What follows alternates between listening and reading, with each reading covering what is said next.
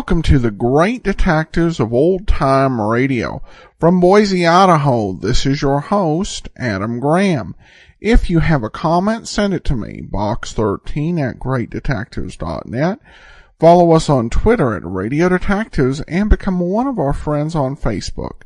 Facebook.com/Radio Detectives. Today's program is brought to you by the financial support of our listeners. You can support the program at support.greatdetectives.net, and we'll send you access to the premium site as we do with all donations of $7 or more. Also, over at greatdetectives.net, my book review of Robert Goldsborough's Death on a Deadline. You can follow all of my reviews directly to your Kindle, and you can try that service out free for 2 weeks. Just search for Great Detectives of Old Time Radio.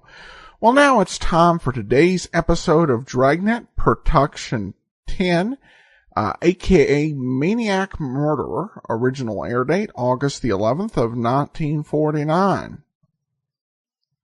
Here's another in NBC's great parade of new shows.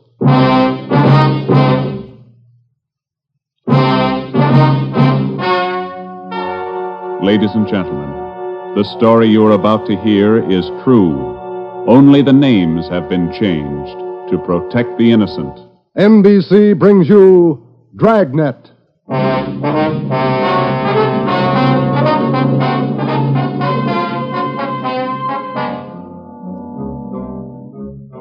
You're a detective sergeant. You're assigned to homicide. There's a mad killer at large in your city. A woman has been brutally slain, the body mutilated. The picture is clear. The killer has a thirst for blood. Your job, get him.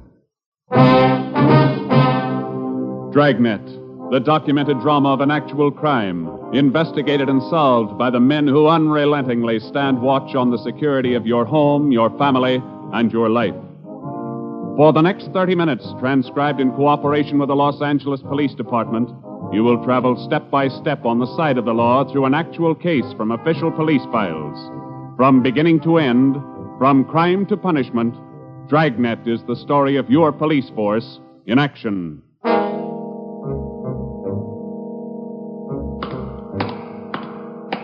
It was Wednesday, January 12th. It was raining in Los Angeles. We were working the night watch out of homicide. My partner's Ben Romero. The boss is Ed Backstrand, chief of detectives. My name's Friday. I was on the way back from the morgue, and it was 11:23 p.m. when I got to room 42. Homicide. Hi, Joe. Chief wants to see you. He's in there with Romero. Thanks, Chandler. How's the wife? Fine. How about your mother? Better, thanks. Hi, Joe. Hi. Friday, sit down. Did they post the body yet? In the morning. Pretty messy. Strangled and mutilated. The guy's a maniac, Skipper. The body shows it. A murder like this, anybody's a suspect. The coroner looked at the body. He says the weapon was a long, sharp instrument. Found her in a hotel down on East 3rd Street. Manager's son discovered her about 7:30. You talked to him? It was too much for him. He passed out. Manager wasn't home. We'll check with him before midnight. Close to it now, Joe. We better get going. All right.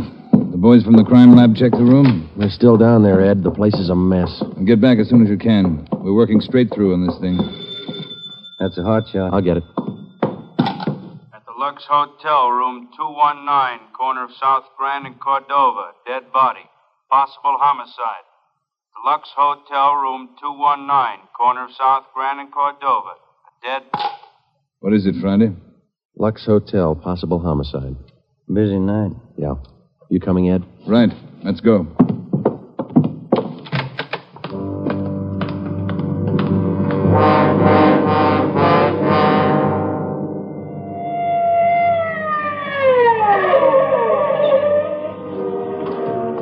Six minutes later, Ed Backstrand, Ben, and I pulled up in front of the Lux Hotel. The manager met us at the door and led the way up a narrow stairway to the second floor. The room number was 219. We were prepared for the worst. We got it. You're right, Romero. The guy must be a maniac. 2 hotels, 2 murders. The same M.O. Three of us made a brief inspection of the room at the Lux Hotel. We took a few notes on the appearance of the girl's body and a brief description. Apparently, she'd been strangled to death first, and then her body brutally mangled. Ben and I went back down to the lobby, and the manager, Mr. Ford, showed us the house book. The girl was registered together with a man, Mr. and Mrs. Philip Grant. We took the hotel register to have it checked for fingerprints and to photostat the handwriting. Ben notified the crime lab. Then we went back to the room and questioned the manager. Mr. and Mrs. Philip Grant, that's all I know. I never saw either one of them before tonight. When did they check in, Mr. Ford? About 3 hours ago. That's right, about 9. Maybe a little before. Did they register together? Yeah, a little before 9. They came in together. Did you let them in the room? Yes, sir, like I always do. It's a small place here, maybe not first class, but I treat people right. What did the man look like? You remember? I think so. Kind of tall. Young, maybe 30 or so. Husky fella. Had a mustache. How tall would you say, Mr. Ford? Oh, about your height, Wade. Must have been at least 180. Seemed like a nice fella. Would you know him if you saw him again? I think so. People sure don't act like they look. You think it was him? Can you think of anybody else? Well, no. I never saw him before tonight, either one of them. I don't know anything about it. Did you notice anything in particular about them when they came in? Well, he didn't show it, but it looked like she'd been drinking a little. Giggling, you know. And you didn't see this man Grant leave the hotel? No, I didn't. I must have been checking the account books back of the desk. Guess he got by me. Is there a back entrance to the hotel, Mr. Ford? No, he had to come out this way, all right. How about the fire escape? I never thought of that. Say, I bet you cops think I'm trying to hide something. How did you happen to find the body? I don't know anything about it, honest. I've been running the hotel for 10 years now. Everybody knows me around here. You can ask at the bank. All right, Mr. Ford. Now, would you mind telling us how you happened to find the body? I don't want a lot of lousy newspaper publicity. Give the place a bad name. Can you blame me? The newspapers won't get your name from us. All we want to know is how you happened to find the body. Well, I told you. It's a small place here, but I like to treat people right. A couple hours after they checked in, I remembered I forgot to fill the ice water pitcher in the room. So I got some and took it up. The door was opened a little ways. It's got a bad catch on it, and the lights were on. I peeked in, and there she was. She was... Well, the guy must have been crazy. Do you remember what time it was when you found her? Well, just before I called the cops, about 11:30, I guess. All right, Ford, that's all for now. When the other officers get here, show them up, will you? Yes, sir, I sure will. Romero? Yes, Skipper?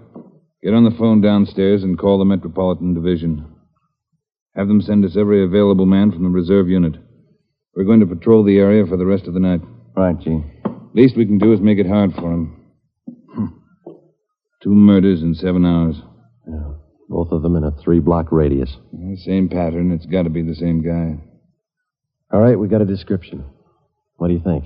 Well, when the reserve unit shows up, have them cover this whole section of town. Pick up everybody who even comes close to that guy's description. All right, Ed. It's got to go fast. We can't lose a minute. 1 hour either way, it might mean another body. Like this one.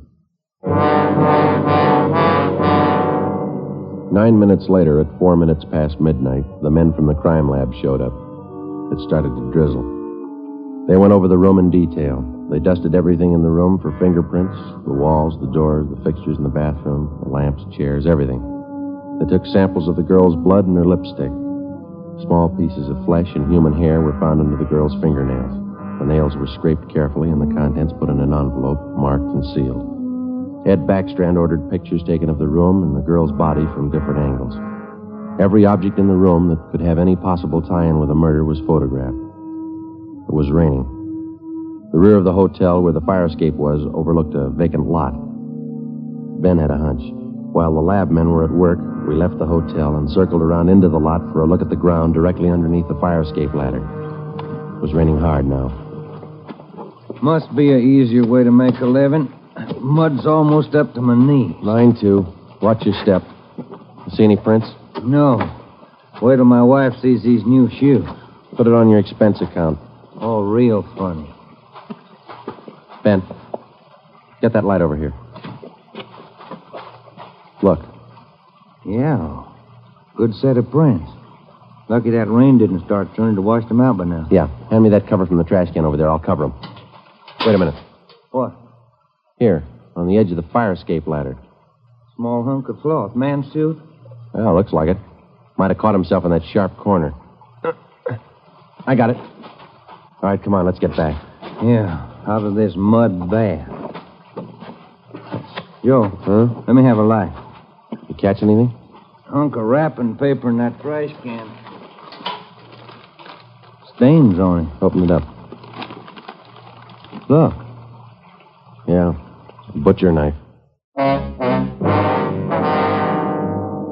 We went back to the Lux Hotel, room 219. The lab men were tearing the room apart. It was 10 minutes to 1. We gave the blood-stained knife and the piece of cloth we found on the fire escape to Lieutenant Lee Jones, head of the crime lab. We told him about the footprints just below the fire escape ladder. The knife will help us, so will the cloth. I don't know about the footprints. You say you covered them? That's right, Lee. They still look in pretty good shape. Maybe we can do something if the rain hasn't broken them down too bad. Bracken. Yeah, Lieutenant? You and Sloan get downstairs and take a look at those prints. They're good enough. Get a torch, dry them out, and make a cast, right? Okay, Lieutenant. Come on, Sloan. That's about all I can do for you now, Ed. I think we got everything there is to get. All right, Jones. I'll follow you back to the lab in a couple of minutes. Okay, Ed. Good luck, fellas. Thanks, Lee. We're going to need it. All right, Friday. Romero, it's your baby for the rest of the night. Lee, get anything? Few prints, a woman's purse under the bed. Don't know if it's hers or not. No identification. You going to be at the crime lab, Ed? All night. As soon as we find anything, I'll let you know. Yeah? A gang of cops just came in the lobby. They asked for you. Must be the reserve men from Metropolitan. Tell them we'll be right down, Ford. Okay. You want us to handle it, Ed? That's right. Do just as I told you.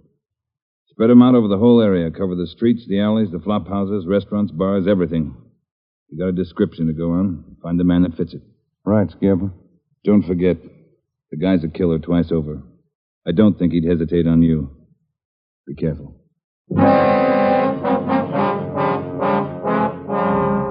We went down to the lobby, and Ed Backstrand gave the reserve men their orders.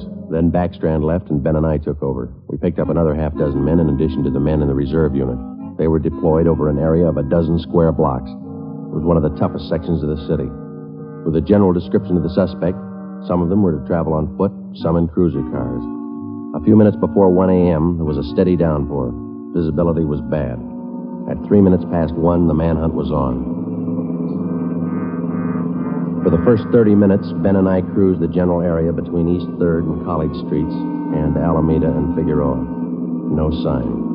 The rain kept on. We sat and listened to the calls come in. 12A, call your station. 12A, KMA 367. Attention, all units. Recovered license plates in the 6th column. 4 Young, 7690. 41R, 788 Standard Avenue at 373. 41R, KMA 367. Unit 71 at 2816 West La Cienega, a 507 party. What do you think, Joe? Any hunches? I think he's still around, somewhere inside these 12 blocks. I'd bet on it. 5? All right, you're on. Want to check out a couple of these bars along here? Getting on to closing time. It's a good idea. Pull over, huh? All right, let's check him for the next couple of blocks, huh? Right. For the next 6 blocks until closing time, Ben and I checked every bar and every informant we met along the way. The questions got to be automatic. Have you seen a man answering this description? Tall, dark, about 5 feet 11, 180 pounds, well-built, mustache, about 30 years old. The answers got to be automatic, too. Sorry, officer, I haven't seen him. No, can't remember him. Try the place down the street. We kept on checking the bars until they closed for the night. Then we started on the all-night restaurants and coffee counters. We did plenty of legwork for the next hour. Not a trace. About 2:30, the rain let up a little, and then it started in heavy all over again.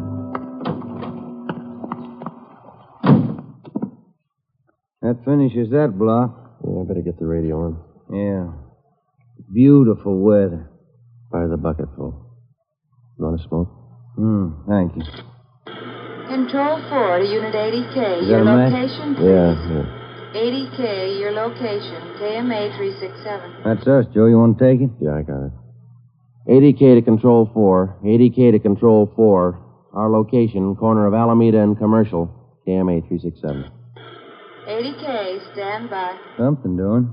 Maybe. No, hold on a minute. Control 4 to 80K. Go to the crime lab, code 2. 80K to Control 4. KMA 367. Crime lab. Maybe those prints paid off. Well, I hope so. Let's go. That killer sure picked fine weather to work in. Feels like I just been swimming in these clothes. Yeah. I hope those guys in the crime lab have the heater on. A hot bath and a warm bed lead me on. Attention, all units. Hold on. Let's Attention, get the radio. all units. At 420 St. John's Place, a woman screaming. At 420 St. John's Place, a woman... All right, double around, Ben. Hit the siren. I'll get the light. Right, hold on. Left turn on the market, is that right? Yeah, watch out for those car tracks. They're wet. Hold on again. The alley up ahead to your right, huh? All right, pull up, Ben. Put the street light over there. There you are. All right, come on. Let's go. Officer, over here! All right, what happened? Let's have it. This girl, Rita, she was coming home up the street. A man, he tried to grab her. He slashed her coat. Look at her. I saw him as he ran under the streetlight. Where'd he go? Down that way, down the alley, over that fence there. A big man. Davis, you there? Yeah, Joe. All right, Ben, go with Davis. Circle behind the alley. See what you can find. I'll call in. All right, come on, Dave. Yeah. Officer, look at her face. What's wrong with her? Severe state of shock, it looks like. Get her in the house, huh? I'll call an ambulance.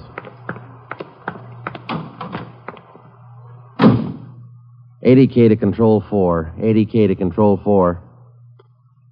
Control 4, go ahead. Direct all units in the vicinity to converge on area around St. John's Place from Jackson to Banning Street. A woman attacked by large man with knife. Suspect left seen on foot. Possibly still in area. Request ambulance. KMA 367. 80K, Roger, stand by. Attention, all units. Attention, all units. Converge on area around St. John's Place, Jackson to Banning Street. 80K reports woman attacked by large man with knife. Suspect left seen on foot. In 3 minutes, the area around St. John's Place was surrounded. For the next hour, the men combed the neighborhood back and forth. Every building, every storehouse in the 2 square blocks was searched from basement to attic. No trace. The girl, Rita, was hysterical. She could give us only a bare description of her attacker. At 3:45 a.m., a detail was assigned to patrol the area and the rest of the cars, and men were deployed again in the general area from Figueroa to Alameda Street and East 3rd to College Street. The manhunt went on. So did the rain. At 3:54, Ben and I checked in at the Old City Jail building, 2nd floor, the crime lab. Chief Ed Backstrand and Lee Jones were waiting for us. Heard about the call. How'd he get away? Not sure it was him, Skipper. How do you mean? Well, the girl wasn't hurt bad for one thing. No attempted strangling. For another thing, the guy stole her purse. That doesn't sound like the man we're after. Did you get a description from the girl? Didn't jibe too well, what she gave us. She was pretty hysterical. And you raked the neighborhood good? Every corner. Not a sign. You find anything? Yeah. Jones? Yeah, Ed. Fill them in, will you? Not one print on that knife you found, boys. Blood, but not a print. Your killer's crazy like a fox. And how about the scrapings from the girl's fingernails, Lee? Didn't help too much. Rarely do. Not enough to go on. Gotta have a fair-sized bit of flesh to run it for papal ridges. All we found under the girl's fingernails were small bits of skin. Yeah? She probably scratched the guy up some. Might have drawn blood. We had more luck with the footprints. You get an impression? Dried out the ground with torches and cast them.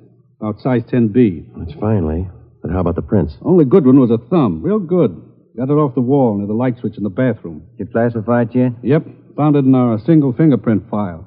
The print belongs to a man by the name of Long. Robert Long. You got a record, Ed? Yeah. Misdemeanor. 2 arrests for drunkenness last October. Petty theft in December. The mama sheet shows a dishonorable discharge from the United States Coast Guard in 1946. Age 29, 192 pounds, 5 feet 10 inches, dark hair, dark eyes. That's close enough. We got even closer, Joe. Long works as a counterman at the Cottage Cafe down on South Flower. Started there last week on the early morning shift, but he didn't show up for work last night. Good. Where'd you get the tip? The knife you boys found. It didn't have any prints, but it had a brand on it. We ran it down. It was taken from the Cottage Cafe. Mm-hmm. Any address on this Robert Long, Ed? Yeah, got it from his boss. Rooming house on East 1st. Landlady says he hasn't been home in 2 nights. Yeah, now we wait. Rooming house is staked out, and so is the Cottage Cafe, just in case Long decides to show up for work this morning. What time you got, Romero? 6 minutes past 4. All right. We've got every indication that Robert Long's the man we're after. His description, fingerprints, the knife, the footprint, his size.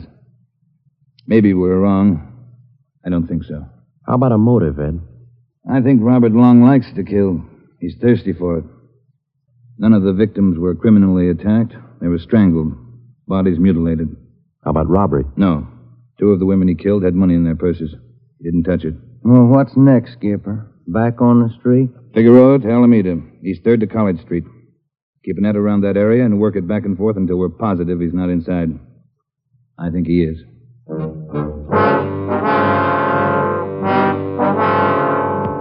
At 10 minutes past 4 a.m., Ed Backstrand, Ben, and I left the crime lab and drove to the surrounded area. It was still raining. We passed several patrolmen from the reserve unit making the rounds. They didn't look any more comfortable than we felt. At Broadway and Alpine Street, Ben and I got out and started patrolling on foot again. Backstrand followed in the car to maintain a radio check. We must have covered 24 blocks and a half a dozen coffee counters before we got to the Criterion Restaurant and Donut Shop, a few blocks up the street from the Cottage Cafe. Hey, Skipper, you want to take a minute for some hot coffee? I'll keep an ear on the radio. You two go ahead. You look drenched. Yeah, we are. Can we bring you some back in a paper carton? Fine, thanks. Cream. No sugar. All right, Ed. Come on, Ben.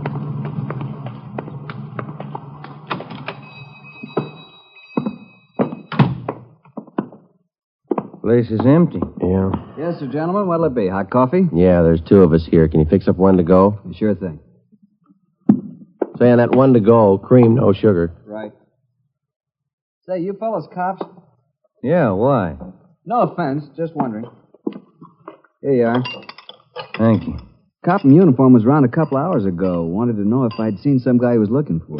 Tall, about 190 pounds, mustache, about 30 years old. Yeah, that's the description he gave me. He was looking for the guy. So are we.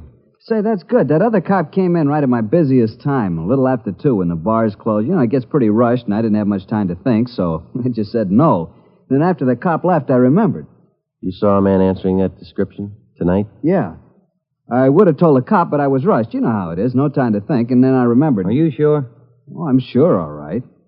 Whoever he is, he's a lady killer. What do you mean? No offense. There was a sharp-looking dame down the end of the counter, and this guy breezes in and picks her up. Talks to her about 20 minutes, buys her a cup of coffee, and they walk out together. You remember what she looked like? Oh, nice-looking dame. Not beautiful, you know, more on the cute side. Ben, you got that morgue shot? Oh, yeah. Here it is. Thanks. Here's a picture. This the girl? Let's see. Yeah, that's her. Who is she? I don't know, mister. Down at the morgue, they call her Jane Doe, number 7. Just by accident, we'd come across a concrete lead on the killer's method of operation. The picture we showed the man in the donut shop was a shot of the strangler's first victim the night before. Evidently, the killer would enter a bar, coffee shop, or restaurant, strike up a conversation with a woman, make friends with her, either buy her drinks or invite her to a bar in the neighborhood, and then the rest of the puzzle was still unsolved. We went back to the Cottage Cafe and checked with the men on stakeout. Not a sign of them, Chief. How are you men covering the place? Baxter up in front and the booth across from the cash register. Lyman's back with the dishwashers. I'm at the counter. When's Long due to report for work, Dave? At 5. About 20 minutes to go. You're lucky you're inside. It's wet out there. You look it. All right, Davis. We'll be around about 5. Right, Chief.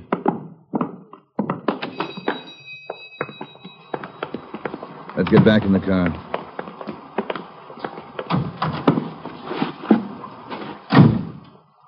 Where to, Skipper? Cruise the next 2 blocks, but don't go too far. If Long shows up for work this morning, we want to be around.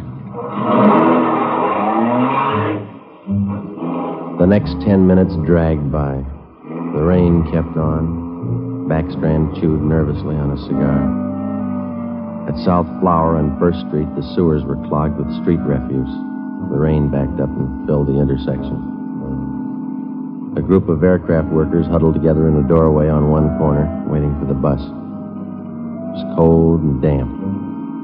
I opened one of the back windows in the car to get some fresh air in. Off in the distance and close by, we could hear the sounds of a big city waking up slow to a rainy January morning. It was 8 minutes to 5. Attention all units. Attention all units. At 780 East Main, a restaurant. Man answering description of murder suspect. All right, Romero, step on it. Right, Skipper. About 10 blocks away, Ed. Who's going to cover the men at the Cottage Cafe? If this is a blind lead, it won't take us long to find out. They can handle it alone if they have to. Hang on. Look out. We're skidding. That was a close one, Ben. Yeah. If this is the guy, I owe you $5, right? Yeah. Attention all units. Additional information on your call to 780 East Main. Officers in pursuit of suspect. Suspect is on foot. Step on it, Romero. Attention all 2 more blocks, Skipper. Watch it, Ben. Next one to the left. Got it. That's the joint up ahead there. All right, watch your step and don't take chances. Don't play with him. Right. Here we go.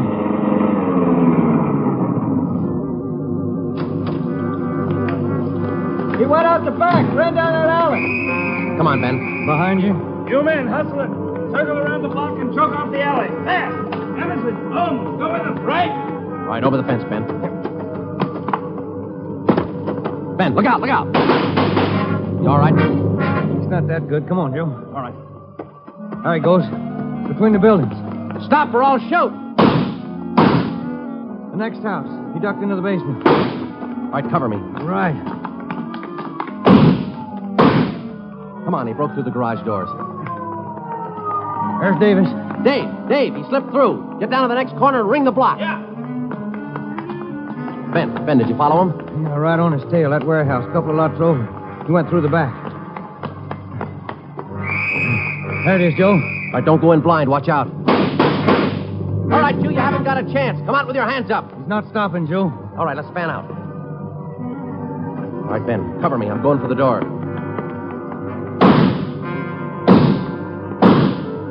All right, Ben, come on. You're clear.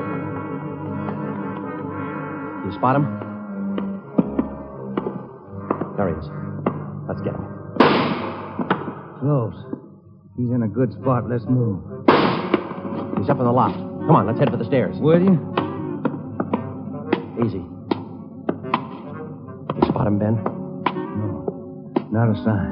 Ben, look out, that packing tail.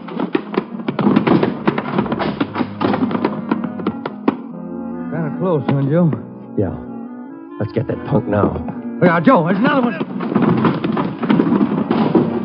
All right, you. We got the warehouse surrounded. Come on down. All right, then we'll blast you out. Joe, he's dropping down the ladder. He's going for the front door. They're waiting for you with Tommy guns out there. They'll cut you down. Stop. Joe, he's got the door open. He's making a break for it. He's crazy. He's trying to shoot his way out.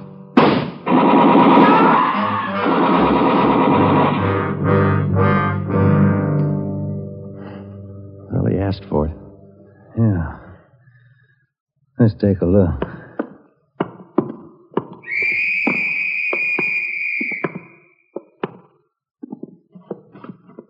Messed up.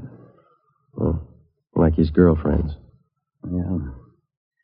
Maybe he just didn't like women. Maybe. Hi, Ed. You all right? Tired. This is him, huh? Even the scratches that girl made on his face. Description match? 5'10", 192 pounds, dark hair, dark eyes, age 29. Robert Long, killer.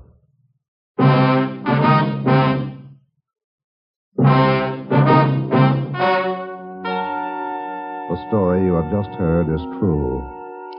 Only the names were changed to protect the innocent.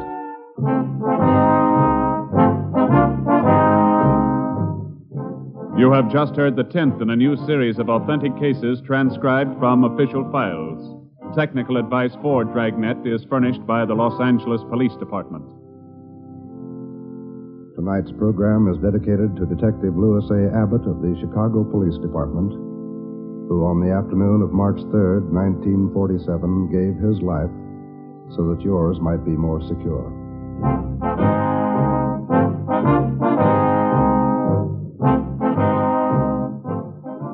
Dragnet came to you from Los Angeles. If you enjoyed tonight's production of Dragnet, you'll probably want to listen this Saturday evening to a pair of adventure shows featuring two well-known Hollywood personalities. You'll enjoy Brian Donlevy, star of Dangerous Assignment. Also on Saturday's schedule is Richard Diamond, private detective, as played by the screen's romantic tough guy, Dick Powell. Listen to both of these exciting programs this Saturday over most of these NBC stations.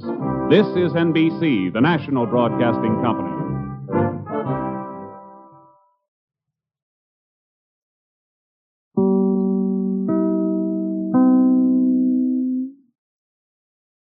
Welcome back. Probably this episode's most noteworthy for the introduction of Harry Morgan, who would eventually go on to play the role of Bill Gannon on Dragnet 1967.